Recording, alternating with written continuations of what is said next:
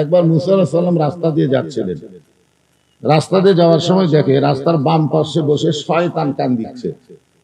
কে কানতেছে? শয়তান কানতেছে। তো মুসা বলতেছে, শয়তান কান্দো কেন? বলে, আমাকে তো আল্লাহ বার করে দিছে, আল্লাহর এরিয়ার মধ্যে, রহমতের মধ্যে আমাকে আর ঢোকার চান্স নাই, আমাকে মারদুত মানে বার করে দিছে, যা তুই বার হয়ে যা।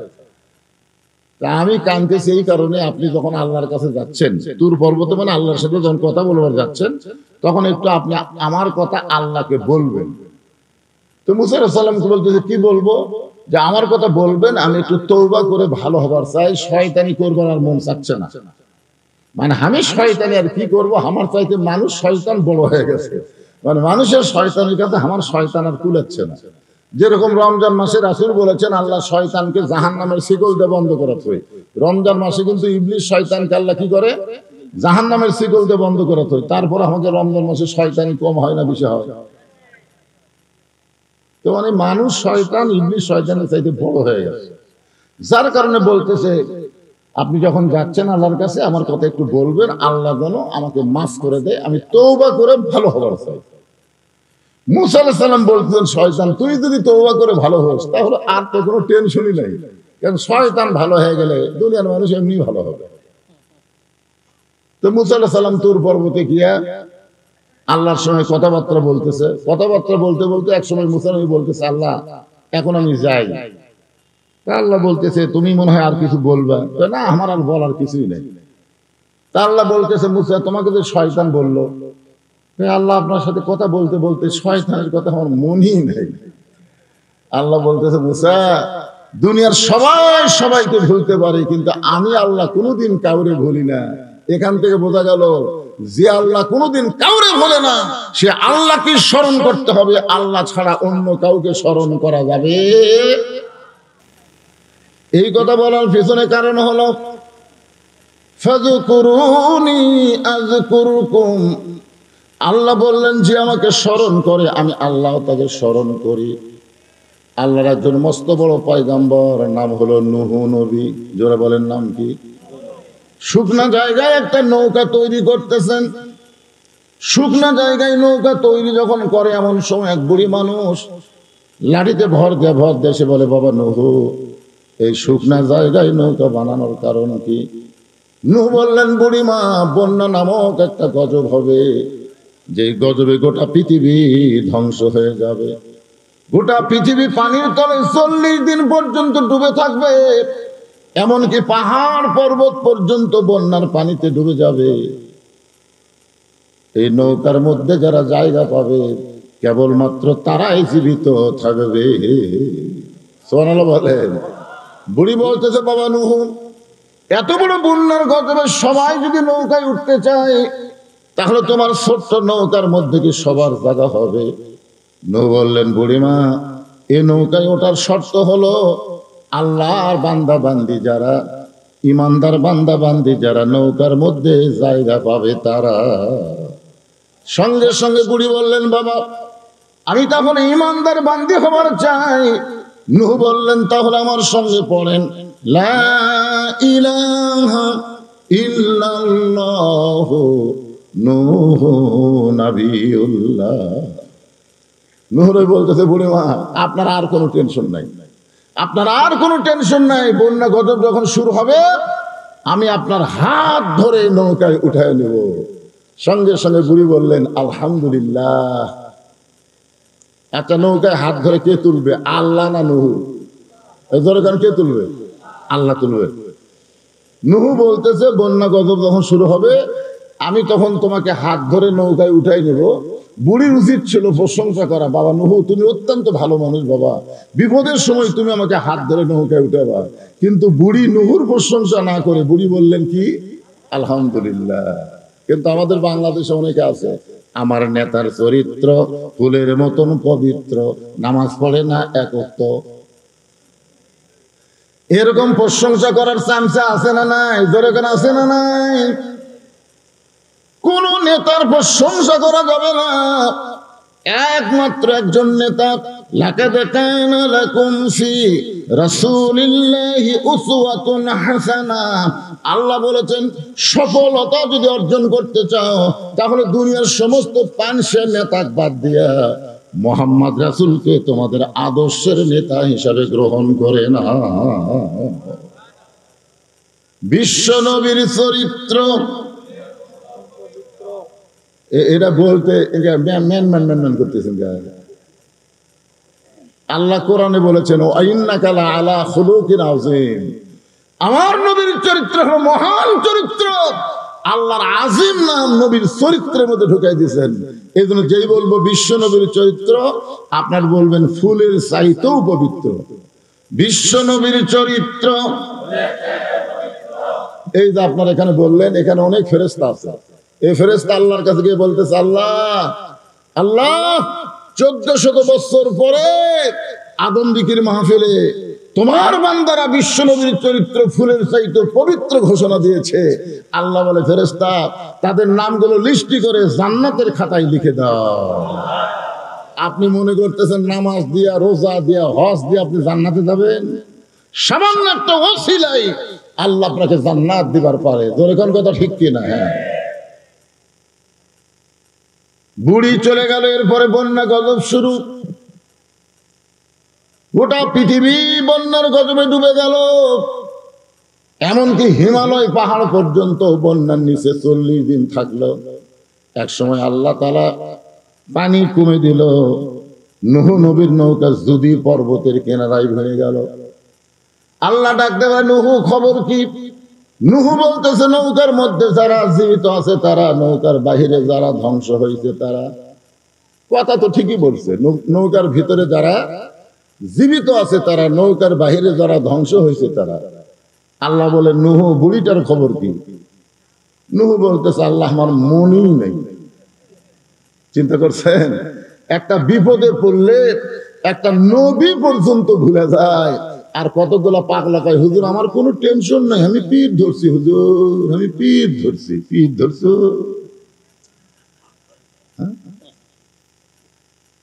তুমি যে পীর ধরছো সেই পীর জান্নাত পাবে কিনা তারই কোনো গ্যারান্টি নাই।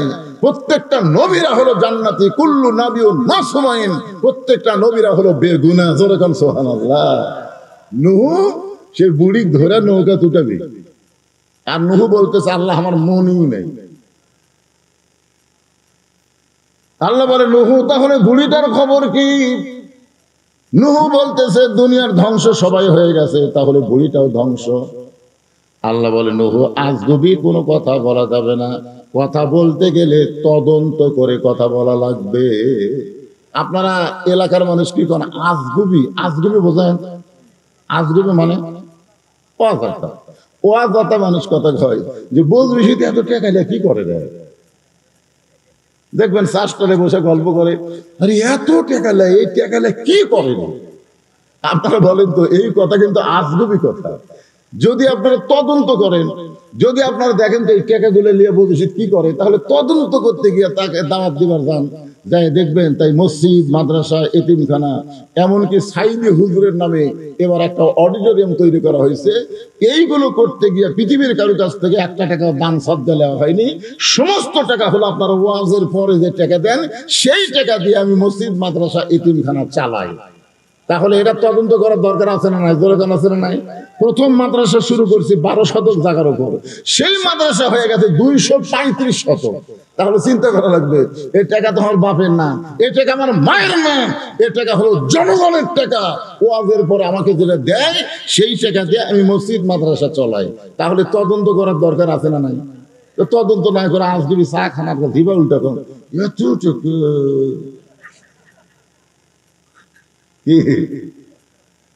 আল্লাহ বলেন নূহ আজগুবি কোনো কথা বলা যাবে না, কথা বললে তদন্ত করে কথা বলতে হবে। এবার নূহ নবী তদন্ত করতে গিয়ে দেখে বুড়ি তো দূরের কথা, বুড়ির ঝুবড়ি বাড়ি পর্যন্ত কিছুই হয়নি। বন্যার গজবে গোটা পৃথিবী ধ্বংস, অথচ বুড়ি তো দূরের কথা, বুড়ির ঝুবড়ি ভাঙ্গা বাড়ি পর্যন্ত কিছুই হয় নাই। নূহ নবী চমকে উঠে ডাক দিলেন বুড়িমা। সঙ্গে সঙ্গে বুড়ি টোপলা নিয়ে হাজির। টোপলা টোপলা। তো নূর নবী বলতেছেন বুড়িমা টোপলা খেয়েন, বলে সাইদ হয়ে বসে আছি, সাইদ হয়ে। ধরে কান কি হয়ে? আপনারা বলেন তো, নূহ নবী যেরকম বুড়িমাকে ডাক দিয়েছে, এরকম আল্লাহও কিন্তু আমাদেরকে মৃত্যুর জন্য ডাক দিবে। ধরে কান কথা ঠিক কিনা? একটা গানও আছে, আপনারা শোনেননি? ডাক দিয়েছেন, ডাক দিয়েছেন আল্লাহ আমারে, রইব না আর বেশি দিন তোদের মাজারে, চলতে পথে 2 দিন থামিলাম। চলার পথে কয়দিন? এই গান যদি আপনারা যুবকেরা গাও, এই যুবকেরা তো বহু গান গান। এই বরবাদ সিনেমার শাকিব খানের গান গাইতে গাইতে পাগলা হয়ে গেছে। আরে পাগলা, ওলা গান না গায়া এই গান গাও, প্রত্যেক পরতে পরতে সব পাওয়া। তাহলে আমার সঙ্গে বলো, ডাক দিয়েছেন দয়াল আমারে, রইব না আর বেশি দিন তোদের মাজারে, চলতে পথে 2 দিন থামিলাম, যাবার কালে একজন আর দেখা না পাইলাম, ও আমার সাদের মালা যায় রে ছিঁড়ে, রইব না আর বেশি দিন তোদের মাজারে। এই গানটা আমি খেয়াল করে দেখলাম, হাসিনা যখন পলে যাচ্ছিল, আপনারা দেখছেন হাসিনা পলানোর একটা ভিডিও দেখছেন? হাসিনা তার বোন শেখ রেহানা গিয়া যখন পলাচ্ছে, ওই সময় আমি ভিডিওটা খুব খেয়াল করে দেখলাম। হাসিনার বোন শেখ রেহানা নিচের দিকে তাকে হাঁটতেছে, মাটির দিকে তাকে হাঁটতেছে, আর হাসিনা খালি এইরকম। তখন হাসিনার মনের মধ্যে একটা গান হচ্ছে, চলতে পথে 2 দিন থামিলাম, যাবার কালে এক সামসারও দেখা না পাইলাম। হাই রে হাসিনার সামসারে, আপনাদের আদম দিঘির গাবড়া কুটি রে, গাবড়া, এ গাবড়া কুটি, হাই রে গাবড়া রে, এই গাবড়া আমাকে আদম দিঘি ওয়াজ করবার দেয় না। ধরে গান কথা ঠিক না? আমি এখন আদম দিক দিয়ে গাড়ি নিয়ে যাই আর কে ফিরে গাবলা, একটা চান্সও নেই। হাসিনা খালি চারিদিকে তাকায়, চোখের পানি বের করে বলে, যাবার কালে এক সামসারও দেখা না পাইলাম। কি মনে করতেছেন ভাইজান? বুড়ি বলতেছে, রেডি হয়ে টোপলা টাপনি গোছায় বসে আছি, তুমি যখন আমাকে ডাক দিবা, বন্যা গজব থেকে বাঁচানোর জন্য নৌকায় ধরে তুলবা, আমার যেন বের হতে দেরি না হয়। আল্লাহ বলেছেন, লা তামুতুন্না ইল্লা ওয়া আনতুম মুসলিমুন, মুসলমান না হয়ে তোমরা কেউ মরিও না। তাহলে কোন সময় আমাদের মৃত্যু হবে আমরা কেউ বলতে পারি না। বলবার যদি না পারি, তাহলে সব সময় আমাদের সাইজ হয়ে থাকার দরকার আছে না নাই? নূহ নবী গালত হাত দিয়ে কান্দার বলে, বুড়িমা বন্যা গজব শেষ, বন্যা গজব শেষ, গোটা পৃথিবী ধ্বংস হয়ে গেছে, অথচ আপনার বাড়িরও কিছু হয়নি, আপনারও কিছু হয়নি। বুড়িমা, আপনি এমন কি আমল করেন যে আমল করার কারণে আল্লাহ আপনার বাড়ি এবং আপনাকে হেফাজত করলো? বুড়ি বলতেছে, বাবা তোমার মনে নাই, তুমি যখন আমাকে বলছিল হাত ধরে নৌকায় উঠেবা, তখন আমি জানি ইমানদার যারা ইমান গ্রহণ করেছে তাদের একটাই বিশ্বাস, দুনিয়ার সবাই সবাইকে ভুলতে পারে কিন্তু আল্লাহ কোনোদিন তাকে ভুলবে। তাহলে আমরা জিকির করবো কার? এরপরে আল্লাহ বললেন, অশকুরুলি ওয়ালা তাকফুরুন, শুকর গুজার করতে হবে আল্লাহর। যারা আল্লাহর শুকর গুজার করবে না, আল্লাহর শুকর গুজার না করলে কুফরি হয়ে যাবে। ধরে কোন ঠিক কি না? এখন আপনারা বিশ্বাস করেন। এরপরে আল্লাহ বলতেছেন, ইয়া আইয়ুহাল্লাযীনা আমানুস্তাঈনু বিস-সাবরি ওয়াস-সালাহ ইন্নাল্লাহা মা'আস-সাবিরিন। এই ইমানদার বান্দারা, এই পিছনে যারা দাঁড়িয়ে আছো, তোমরা কি ইমানদার না? এখানে আল্লাহ বলতেছেন ইয়া আইয়ুহাল্লাযীনা আমানু। খুব খেয়াল করেন, আপনারা যারা বসে আছেন এবং যারা দাঁড়িয়ে আছেন সবাইকে আমি বলবো, অনুরোধ করে বলতেছি, বসেন বসেন, জায়গা আছে তো, বসেন।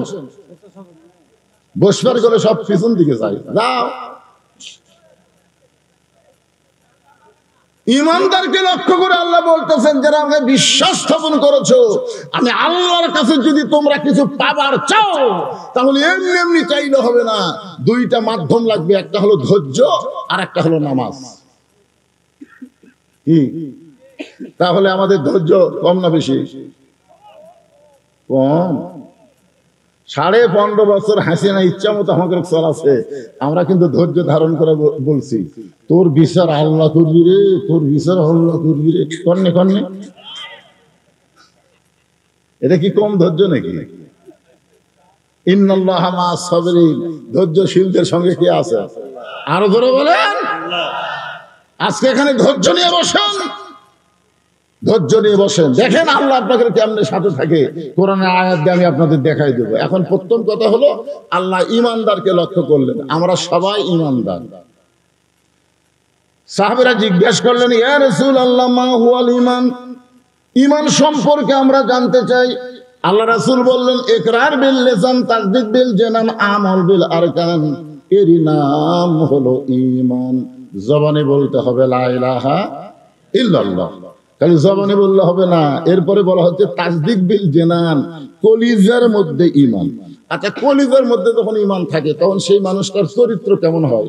আমি একটা দৃষ্টান্ত দিব, মনোযোগ দিয়ে শোনা লাগবে। এটা কিন্তু 1000 বছর আগেকার কথা না, 100 বছর আগেকার কথা না, এটা হাসিনার সময়ের কথা, বেশি দিন আগের কথা না। লোকটার নাম হলো মীর কাসিম আলী। লোকটার নাম কি? মীর কাসিম আলী। উকিলের নাম হলো তাজুল ইসলাম। উকিল সাহেব এসে বলতেছে, স্যার আজকে রাত 12টায় আপনার ফাঁসি হবে।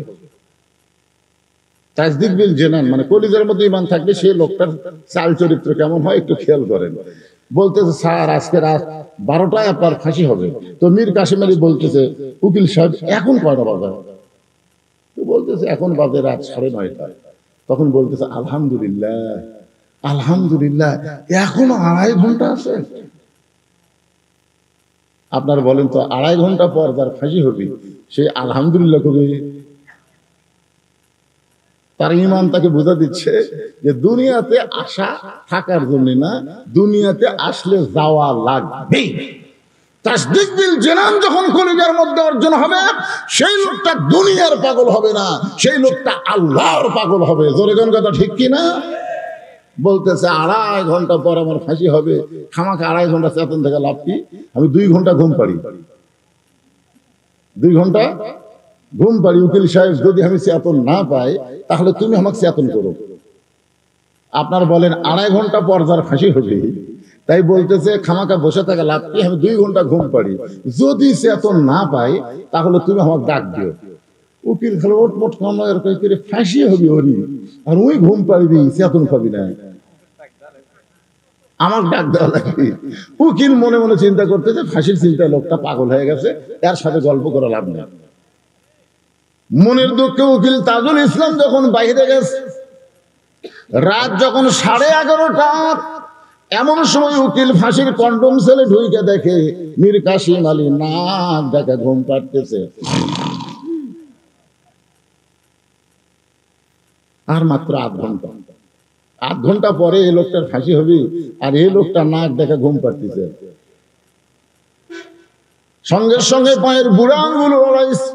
মীর কাসিম আলী ঘুম থেকে চেতন পায়ের চমকা বলতেছে, ভাই ফাঁসির সময় কি হয়ে গেছে? উকিল বলতে, স্যার এখনো 8 ঘন্টা আছে। আলহামদুলিল্লাহ। ওযু করে 2 রাকাত নামাজ পড়ে কোরআন থেকে সূরা মুলক আর মুজাম্মিল তেলাওয়াত করে ফাঁসির কন্ডম ছিল সবচাইতে ভালো যে পাঞ্জাবি ছিল, সেই পাঞ্জাবি পরার পরে চিরুনি দিয়ে মাথা হাসড়ায় বলতেছে, উকিল দেখো তো আপনাকে আমাকে কেমন লাগতেছে। উকিল চোখের পানি বের করে কাঁদে, স্যার আপনাকে শ্বশুর বাড়ি যাবে, এক্ষুনি আপনার ফাঁসি হবে, এখনই আপনার ফাঁসি হবে, আর আপনি সুন্দর পাঞ্জাবি গায়ে দিয়ে মাথা চুল হাসড়ায় বলতেছেন আমার কেমন লাগতেছে। মীর কাসিম আলী মুচকি মুচকি হাসে আর বলে, উকিল ফাঁসি হবে আমার, আর তুমি কাঁদতেছো। তাসদীক বিল জানান, কলিজার মধ্যে ঈমান নিয়ে আমি ঘুমাইছিলাম, ওই ঘুমের ঘরে আল্লাহ পাক আমারে দেখাইছে অন্যায় ভাবে কাউকে যখন ফাঁসি দেওয়া হয় তার মৃত্যু হয় না, তার মৃত্যু হয় না, দুনিয়াতে ফাঁসি হবে, দেহ থাকবে দুনিয়ায়, আর মুখ প্রাণ পাখি যাবে ইল্লিল নামক জান্নাতের বাগানে। লিল্লাহি তাকবীর। ভাইজান, এরই নাম হলো তাসদিক বিল জানান। কলিজার মধ্যে যখন ঈমান আসবে, ওই ঈমানটা মানুষকে দুনিয়ার পাগল বানাবে না, আল্লাহর পাগল বানায় দিবে। জোরে কার কথা ঠিক কিনা? আপনারা বলেন তো, যত চেষ্টা করেন থাকতে পারবেন? চেষ্টা করেন না, 6 তলা 7 তলা 10 তলা বিল্ডিং বানায় খালি উপর দিকে তাকায়, খালি উপর দিকে দেখে। কি দেখিস রে? রড বার করে কিন্তু হুজুর দোয়া করবেন, 10 তলার ভিত দিছি 8 তলা হচ্ছে, আরো 2টা তলা করবার পারলি আমার শান্তি হুজুর। আর 2 কান্দের ফেরেশতা আল্লাহ, এই শয়তানের কান্দে থাকবো না, এই শয়তানের কান্দে থাকবো না, কারণ এক যাওয়া লাগবে নিচের দিকে আর ওই দেখে উপর দিকে, এই তো পুরো শয়তান হয়ে গেছে। কলিজার মধ্যে যখন ঈমান থাকবে, এই মানুষটা কোনো সময় উপর দিকে তাকাবে না, নিচের দিকে তাকায় তাকায় হাঁটবে। জোরে কোন কথা ঠিক কি না? এরপরে রাসূল বলেন আমল বিল আরকান, ঈমান অনুযায়ী আমল করা লাগবে। আমাদের বাংলাদেশে মানুষ নামাজ পড়ে, কিন্তু যখন তাকে পড়া দরকার তখন তাকে পড়ে না। আল্লাহ রাসূল বলেছেন 7 বছর থেকে নামাজের তালিম দাও। কয় বছর? আর 10 বছর থেকে জোর করে নামাজ ধরাও।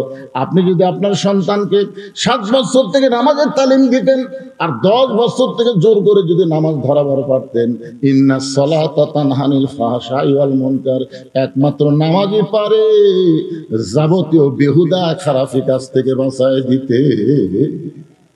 আজকে দেখেন তো, আপনার ছেলেদের দিকে তাকে দেখেন তো, আপনি এই ভুল করার কারণে আপনার ছেলের সাইজ দেখছেন। ঈদুল ফিতরের দিনে 128 জন ছেলে মোটর সাইকেল অ্যাক্সিডেন্ট করে মরে গেছে। আমি একদিন ঈদের পরের দিন আমার মাহফিল লগা ছিল, আমি এই রাস্তা আসুন দেখি কতগুলো ছেলে মোটর সাইকেল চালাচ্ছে। আমি বললাম এই শালাকের পাশা কি গুড়া কিরমে হবে নাকি? এই শোনেন, আপনি বাবা, আপনার ছেলেকে আপনি দেখবেন না? রাসূল বলেছেন 7 বছর থেকে নামাজের তালিম দাও, 10 বছর থেকে জোর করে নামাজ ধরাও। আপনার ছেলেদেরকে মেয়েদেরকে যদি আপনি 10 বছর থেকে নামাজ ধরাবার পারতেন, আপনাকে আর কোনো টেনশন করা লাগতো না। আল্লাহর কোরআনই বলেছে ইন্নাস সালাতা তানহা আনিল ফাহশাই ওয়াল মুনকার, একমাত্র নামাজই পারে মানুষকে যাবতীয় খারাপি থেকে বাঁচাই দিতে। আমল বিল আরকান, ঈমানের 1 নম্বর আমল হচ্ছে নামাজ পড়া। যার নামাজ নাই তার ঈমান নাই। মনোযোগ দিয়ে শুনবেন, লা সালাতা লা ঈমানা, যার নামাজ নাই তার কি নাই? লা সালাতা লা দীনা, যার নামাজ নাই তার কোনো ধর্ম নেই। বাইনাল আবদি ওয়াল কুফরি তারকুস সালাত, বান্দার কাফিরের মধ্যে পৃথক করার জিনিসটার নামই হলো নামাজ। এবার আসেন, কোরআনের আয়াত হলো আস্তাইনু বিস-সাবরি ওয়াস-সালাহ ইন্নাল্লাহা মা'আস সাবিরিন। যদি আল্লাহর কাছে আমরা কিছু পাবার চাই তাহলে কয়টা জিনিস লাগবে? আপনার কি বিরক্ত হচ্ছেন? তাহলে 2টা জিনিস লাগবে, একটা হলো ধৈর্য আর একটা হলো নামাজ। আপনারা বলেন তো, কোন জিনিসের মধ্যে আমাদের ধৈর্য কম? দেখবেন যে ঘন্টার পর ঘন্টা চা খাচ্ছে, একবারে ঘড়ি দেখে না। আর মসজিদের মধ্যে ঢোকার পরই 5 মিনিট পরে জামাত হবে, ওই 5 মিনিটের মধ্যে ওই 5 বার ঘড়ি দেখতে পারবো না।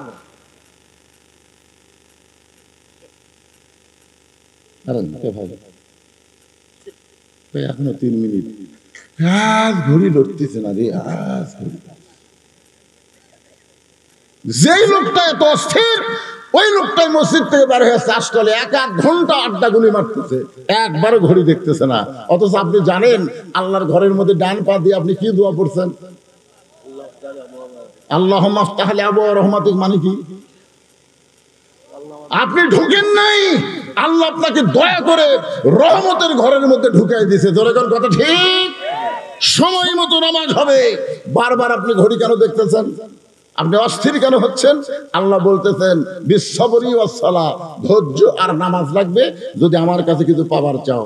আমরা বাংলাদেশে কি চাই সেইটা পাবার গেলে ধৈর্য আর নামাজ লাগবে। আপনারা হয়তো ভাবতেছেন হুজুর এই নামাজ আবার কি?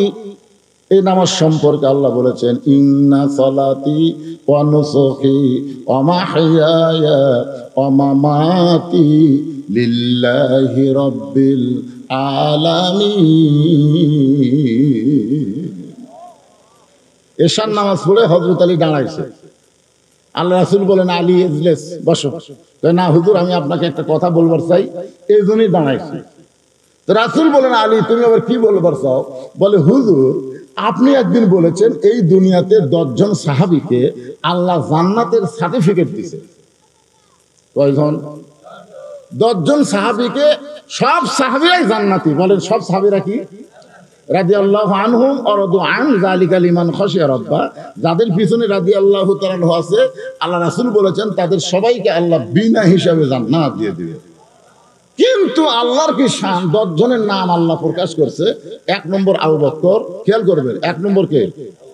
2 নম্বর উমর, 3 নম্বর ওসমান, 4 নম্বর আলী, 6 নম্বর আব্দুর রহমান ইবনে আউফ, 7 নম্বর হলো জুবাইর, 6 নম্বর হলো জুবাইর, 7 নম্বর হচ্ছে তালহা, 8 নম্বর সাদ ইবনে আবি ওয়াক্কাস, 9 নম্বর আবু সাইদ, আর 10 নম্বর হলো ওবাদা ইবনুল জাররাহ। এই 10 জন হলেন আশারে মুবাশশারা। কি বুঝলেন আশারে মুবাশশারা মানে কি? দুনিয়াতেই আল্লাহ তাদেরকে জান্নাতের সার্টিফিকেট দিয়েছে। বলেন সুবহানাল্লাহ। আল্লাহ আমাদের সবাইকে কবুল করুক, ফজরের নামাজ জামাতে আদায় করার তৌফিক দান করুক। সকলে ইস্তিগফার পড়ে এখনই মোনাজাত হবে। আস্তাগফিরুল্লাহ রব্বি মিন কুল্লি জামবি ওয়া তুবু ইলাই, আস্তাগফিরুল্লাহ রব্বি মিন কুল্লি জামবি ওয়া তুবু ইলাই, লা হাওলা ওয়া লা কুওয়াতা ইল্লা বিল্লাহিল আলিয়্যিল আযীম। ভাইজান কি বলবেন আপনি? আল্লাহুম্মা আমিন। আল্লাহুম্মা আনতাস সালাম ওয়া মিনকাস সালাম, তাবারাকতা ইয়া যাল জালালি ওয়াল ইকরাম। আয় আল্লাহ তাআলা তোমার রহমতের দরজায় ফকির হয়ে আমরা হাত তুলেছি। আল্লাহ মাবুদ, কত সুন্দরভাবে আজকের মাহফিল হলো। উপরে কোনো সামিয়ানা নাই, তুমিও বৃষ্টি দাওনি, আবার ঝড়ও হয়নি, সুন্দর আবহাওয়ার মধ্যে আজকের মাহফিল হয়ে গেল। আল্লাহ মাহফিলকে কবুল করো, মাহফিল ওসিলাই মাদ্রাসাকে কিয়ামত পর্যন্ত কবুল করো। আজকের আলোচনার মধ্যে যদি কোনো ত্রুটি ভুল হয় মাফ করে দাও, জাহাজিয়া মঞ্জুর করো। সোনার মদিনায় নবী পাকের রওজা মোবারকে আল্লাহ কবুল করে নিও। तमाम আম্বিয়ায়ে কেরাম, আসহাবে কেরাম, তাবিঈনে কেরাম, তাবিঈনে কেরাম, तमाम পৃথিবীর মাটির নিচে যত মুমিন মুমিনা আছে আল্লাহ সকল আরওয়াহ ফরে হাদিয়া কবুল করো। আমরা যারা হাত তুলেছি, আমাদের জনম দুঃখিনী মা, আমাদের বাবা যাদের কবরে চলে গেছে, আল্লাহ মেহেরবানি করে বাপ মার কবরকে জান্নাতের টুকরা বানিয়ে দাও। আমাদের দাদা দাদি, নানা নানি, আত্মীয় স্বজন, শ্বশুর শাশুড়ি যাদের কবরে গেছে, কবরবাসীদের মাফ করে দাও। হায় আল্লাহ এই মাদ্রাসাকে মহব্বত করে নগদে বাকিতে আজকে যারা দান করেছে, আল্লাহ সব দানগুলোকে জান্নাতের বিনিময় হিসাবে কবুল করে নাও। আজকের মাহফিলের সম্মানিত সভাপতিকে আল্লাহ তুমি কবুল করো, সহসভাপতিকে কবুল করো, প্রধান অতিথি, বিশেষ অতিথির আল্লাহ তুমি কবুল করো। মাবুদ, এই মাদ্রাসা কমিটির সভাপতি, সেক্রেটারি, কেশিয়ার সদস্য যারা, আল্লাহ সকলকেই তুমি মাফ করে দাও। আল্লাহ মহিলা মাদ্রাসা, ছেলে মাদ্রাসা, 2 মাদ্রাসাকে আল্লাহ তুমি কবুল করে নাও। অত্র এলাকার সমস্ত মানুষকে মাদ্রাসার হিতাকাঙ্ক্ষী হিসেবে কবুল করো। ফিলিস্তিনের মুসলমানকে হেফাজত করো, গাজার মুসলমানকে হেফাজত করো। পৃথিবীর মানচিত্র থেকে ইসরায়েল ইহুদিকে আল্লাহ তুমি ধ্বংস করে দাও। আল্লাহ ভারতের মুসলমানকে হেফাজত করো। ভারতের মসজিদ মাদ্রাসা ওরা ভাঙতেছে, আল্লাহ ওদেরকে তুমি ধ্বংস করে দাও। আল্লাহ মেহেরবানি করে আমার বাংলাদেশের প্রতি রহম করো। আল্লাহ ঢাকা মোড় এলাকার প্রতি খাস রহমত করো। আসমানের বলা আসমানে নাও, জমিনের বলা জমিনে ডাবায় দাও। আমরা অসুস্থ হাত তুলেছি, সুস্থতার নিয়ামত দান করে দাও। আল্লাহ কে কোন নিয়তে হাত তুলেছে, আল্লাহ সকলের নেক নিয়ত নিগাশাকে কবুল করো। আমার মা বোনদেরকে পর্দা নিয়ে কবুল করো, আবিদা সালিহা কবুল করো। মা ফাতেমার চরিত্র দান করে মৃত্যুর সময় আমাদের জবানে জারি করে দিও লা ইলাহা ইল্লাল্লাহু মুহাম্মাদুর রাসূলুল্লাহ সাল্লাল্লাহু আলাইহি ওয়াসাল্লাম। আসসালামু আলাইকুম ওয়া রাহমাতুল্লাহি ওয়া বারাকাতুহু।